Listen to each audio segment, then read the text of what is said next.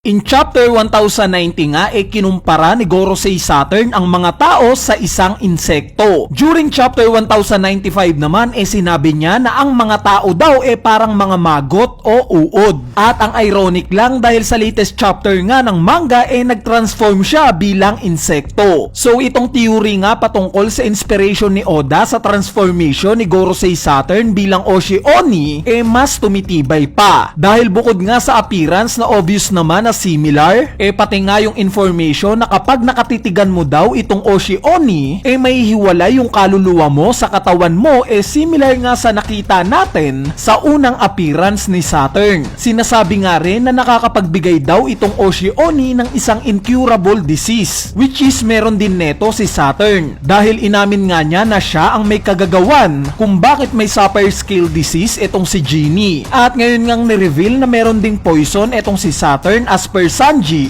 ganito nga rin yung traits ng Oshi Oni. May poison nga rin siyang nilalabas sa katawan niya. At dahil nga sa apat na traits na to, we assume na ito nga yung inspiration ni Oda sa pag-create ng transformation na to ni Saturn. So mabalik nga tayo sa insekto. Dahil nga sa transformation ni Saturn na nagmukha na siyang insekto ngayon, at dahil na rin sa recent appearance ni Luffy na mas komportable siya bilang malaking tao, nakakatuwa nga kung matatalo ni Luffy itong si Saturn gamit yung Gomu Gomu Axe niya or itong way niya ng atake sa paraan ng pag-apak. Dahil ang idea nga dito parang aapakan niya lang itong insekto na si Saturn. Nakakatuwa ngang metaphor ito dahil kung iniisip nga ni Saturn na insekto lang para sa kanya ang mga tao at matatalo siya ni Luffy sa paraan kung paanong pinapatay ng mga tao ang mga insekto, sobrang insulto nga neto para sa kanya. Bali dahil napag-uusapan na rin natin itong mga ironic things during Marineford War nga,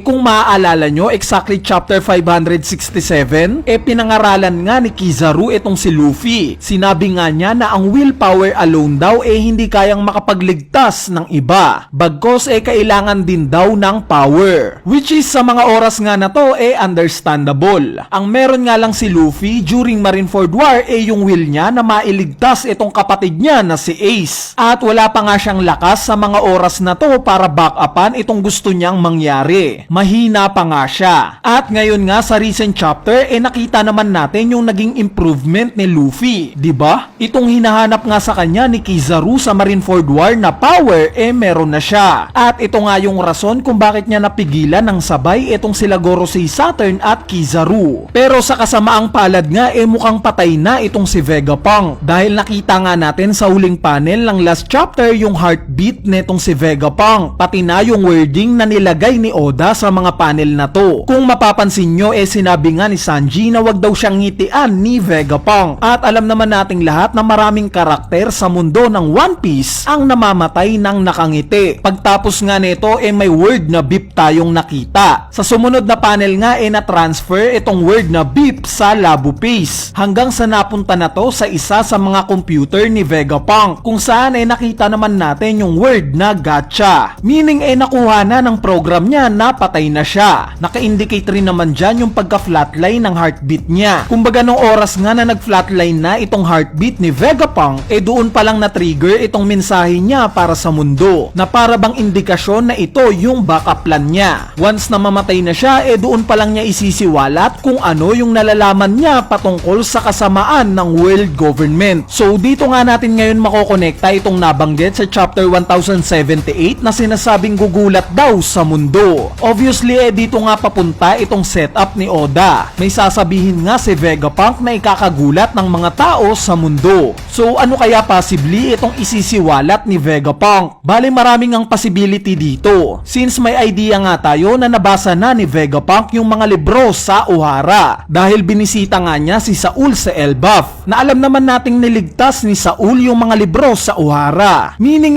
kung ano man ang alam ng mga taga-Ohara alam na rin ni Vegapunk. Kaya naman pwede ngang i-reveal ni Vegapunk sa mundo yung existence ng Ancient Kingdom, which is ito nga yung rason kung bakit nabaril si Professor Clover. Pwede rin na i-reveal ni Vegapunk na may nakaupo talaga sa empty throne, at ibato naman niya itong existence ni Im-sama, yung patungkol sa mga tao na may letter D sa pangalan, or even yung history patungkol sa Void Century, since nasa isla nga niya itong Ancient omniscient robot. So malawak nga itong pwedeng i-reveal ni Vegapunk na ikakagulat ng mundo. Bale ang point lang dito kung ano nga ito or kung sino ba ito, I'm sure na related ito sa pagsisiwalat niya ng kasamaan ng world government. Dahil nakita naman natin sa naging flashback ni Kuma kung gaano kinasusuklaman ni Vegapunk itong mga gawain ng world government. Nagsisisi nga rin siya sa ginawa niya kay Kuma. At speaking of Kuma, what if itong plano ni Vegapunk related pa rin kay Kuma? Dahil kung may sasabihin nga si Vegapunk sa mga tao sa mundo, hindi nga ito madaling paniwalaan. Lalo na't kasiraan ito para sa world government. Kailangan pa nga rin ni Vegapunk ng ebidensya. Kumbaga kung ano man ang sabihin niya sa mga tao patungkol sa kasiraan ng world government, kailangan niya itong back-upan ng ebidensya para mas convincing nga naman itong i-reveal niya. At ang tingin ko ngang ebidensya na isasama ni Vegapunk sa i-reveal niyang to, itong memories ni Kuma na tinatago niya. Kung maaalala nyo guys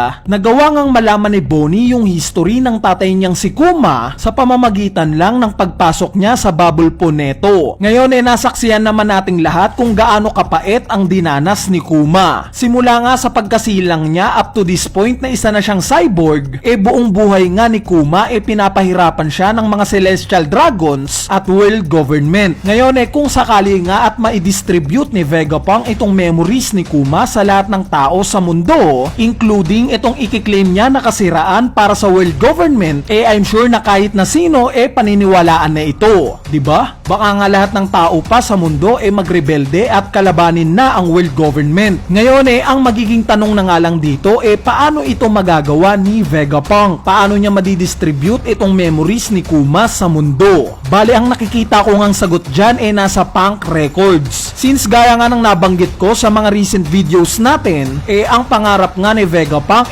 ang maikonekta nga daw niya ang lahat ng tao sa mundo sa Punk Records. Sa kung paanong paraan nga niya ito gagawin, sana nga na nasagot at na-setup niya na to bago pa siya mamatay. Anyway, ayan na nga yung topic natin patungkol sa mga hindi natin natalakay sa chapter review natin. Kung natripan nyo nga itong video na to, wag na kayong mahiyang pindutin yung like button dahil napakalaking tulong na nga niyang like nyo para sa ating channel.